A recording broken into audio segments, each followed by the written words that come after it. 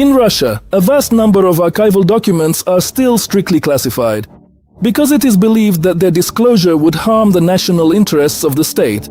This is understandable when it comes to events that happened even 70 years ago. Some participants in those events are still alive. But why are the archives from the time of the 1917 revolution still classified? Many documents related to the activities of the highest bodies of state power of the USSR from the 1930s to the 1980s, especially during the period of the Second World War, remain inaccessible to researchers. Until 2044, the NKVD archives related to the Great Terror of the 1930s are classified. So, in the best-case scenario, the truth about this tragic time will finally be fully disclosed to the children of today's researchers, but even that is by no means a certainty. The only reason why official Russia does not dare to declassify the archives is a deep-seated fear, not of the West, but of its own people. After all, if Russians learn the whole truth, then Russia in its current form will obviously collapse. The declassified archives would simply destroy it. What is it in the Soviet past that could so discredit today's Russian state if it were brought to light?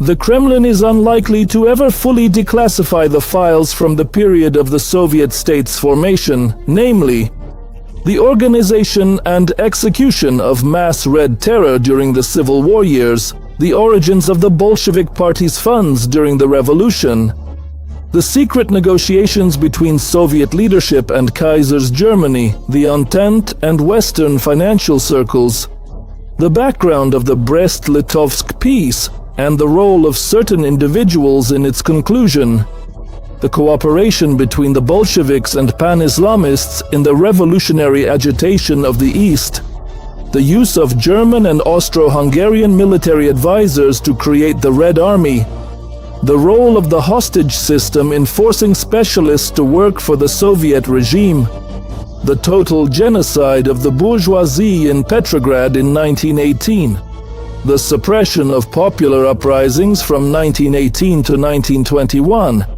and the organization of the famine in the Volga region. The genocide of the Cossacks should be singled out in particular. The fate of certain national minorities also remains unclear. For example, historians still do not know for certain what exactly happened to the nearly 500,000 Chinese citizens who were in Russia after the Civil War.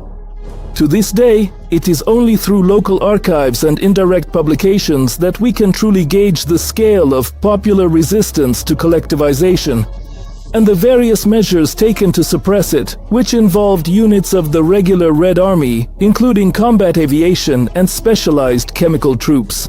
The full extent of military collaboration between the Red Army and the German Reichswehr from 1922 to 1935 has only been partially revealed to the public.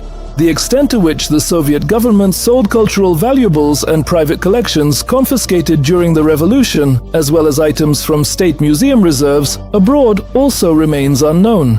It is highly unlikely that Russia will ever disclose all the documents concerning the origins of the mass famine in Ukraine and Kazakhstan, the regions most severely affected by collectivization. With regard to the period of the Second World War, the declassification of plans for an offensive war against Germany aimed at dividing the world into spheres of influence concerning neighboring states could clearly harm the state.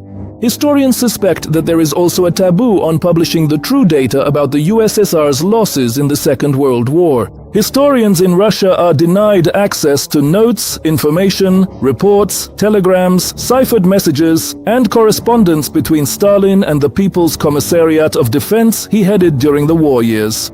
It is also perfectly clear that, if there really was an official order from Stalin to evict all World War II invalids from the major metropolitan cities in a single day, any documents attesting to this will likely never be released or made public in Russia. If you are interested in the history of the Second World War, you can find a much more detailed video exploring the classified documents from that period available on our Patreon page. Follow the link in the suggestion, in the description, or in the first comment. Let's continue. The official seal of secrecy will continue to remain indelibly on all Soviet war plans against the USA after 1945, as well as on many documents related to the foreign policy of that specific historical period.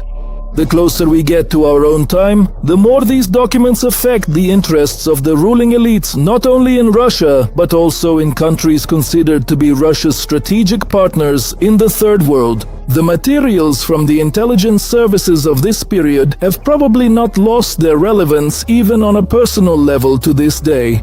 The military plans of the late USSR may have undergone very few changes even now. It is unlikely that Russian citizens will ever learn the true scale of the gratuitous aid the USSR provided to the republics, now independent states, and could be published by them.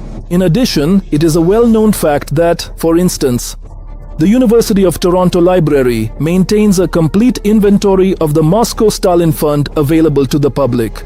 The main thing is that the pages sealed in Moscow, that is, those hidden under the secret classification, have somehow come to life there, and anyone interested can access them. That is, in some cases, what is classified in the capital of Russia may very well be open for review in, say, a hypothetical Library of Congress. However, unfortunately, this only applies to a portion of the materials. The main body of important secret archives remains locked away behind 7 seals.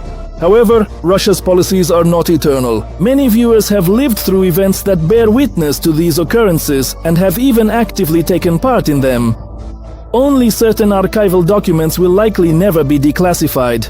These are the documents that were destroyed without a trace. According to many accounts, the secret commission of the CPSU Central Committee for Investigating Illegal Repressions, created by Nikita Khrushchev after the 20th Congress, destroyed, on his orders, quite a few documents that reflected Khrushchev's personal role in organizing these repressions.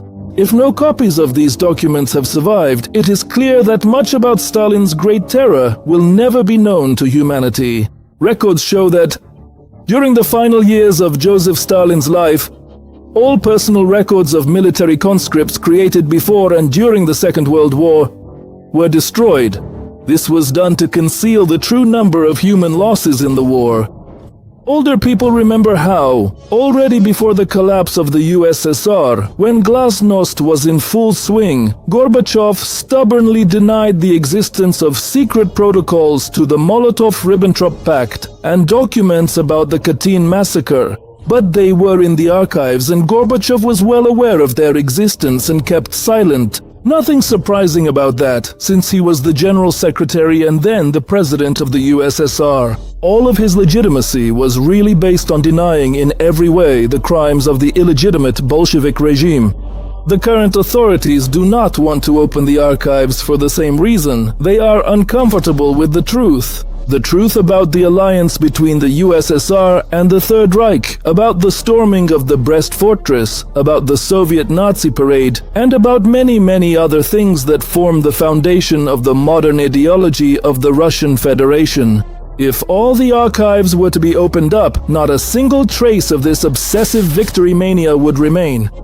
It would turn out that Joseph Stalin was actually an even greater fascist than both Hitler and Mussolini, and that Vladimir Lenin was like Jack the Ripper on the scale of an entire state. Furthermore, if today's archival materials are officially declassified, it will become painfully obvious that the junta and neo-Nazis are not in Kiev, but right in the center of Moscow, and that Russian plans to seize the left bank of Ukraine have been around for more than 20 years.